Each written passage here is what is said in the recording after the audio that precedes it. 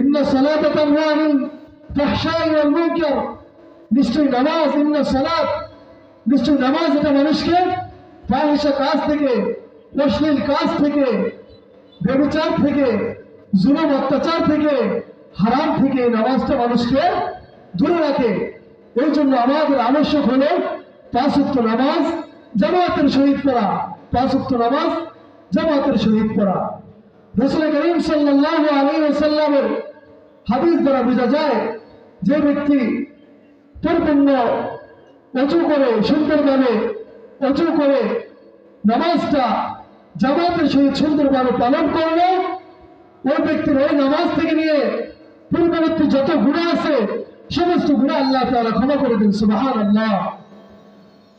মুসলিম শরীফের 428 নম্বর হাদিস, 428 428 নম্বর হাদিসের মধ্যে উসমান ইবনে আফফান রাদিয়াল্লাহু তাআলা আনহু গোলাম বলেন, উসমান ইবনে আফফান রাদিয়াল্লাহু তাআলা আনহু গোলাম বর্ণনা করেন, সামি'তু উসমান ইবনে আফফান, আমি উসমান ইবনে আফফান রাদিয়াল্লাহু তাআলা আনহু থেকে শুনেছি, এমন সময় হাদিসটি শুনেছি যে ওয়াহুয়া বিবিনাই মসজিদি, উসমান ইবনে আফফান তিনি মসজিদের চত্বরে ছিলেন। ফাজাল মুয়াজ্জিন, ওই সময় মুয়াজ্জিন আসলো, মুয়াজ্জিন এসে ফাআযানা ইনদাল আসর, আসরের সময় মুয়াজ্জিন সে আযান দিল।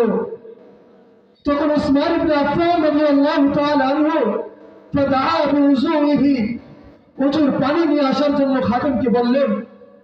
খাদেম যখন পানি আনলেন, তখন উসমান ইবনে আফফান রাদিয়াল্লাহু তাআলা আনহু বললেন, ওয়াল্লাহি, আল্লাহর কসম, লা উহাদ্দিসুকুম হাদিসা, নিশ্চয়ই আমি তোমাকে এমন একটি হাদিস বর্ণনা করব, সামি'তু রাসূলুল্লাহ সাল্লাল্লাহু আলাইহি ওয়াসাল্লাম ইয়াকুল, যে হাদিসটি আমি রাসূল করিম সাল্লাল্লাহু আলাইহি ওয়াসাল্লাম থেকে শুনেছি। আকাইরান তাজদার মদিনা, রাসূল করিম সাল্লাল্লাহু আলাইহি ওয়াসাল্লাম বলেছেন,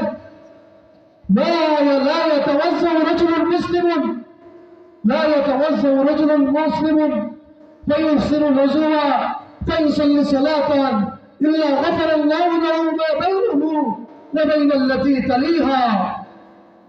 উসমান ইবনে আফফান রাদিয়াল্লাহু তাআলা আনহু বলেন, রাসূল করিম সাল্লাল্লাহু আলাইহি ওয়াসাল্লাম বর্ণনা করেছেন, রাসূল করিম সাল্লাল্লাহু আলাইহি ওয়াসাল্লাম বলেছেন, যে ব্যক্তি নাকি, যে মুসলমানের সন্তান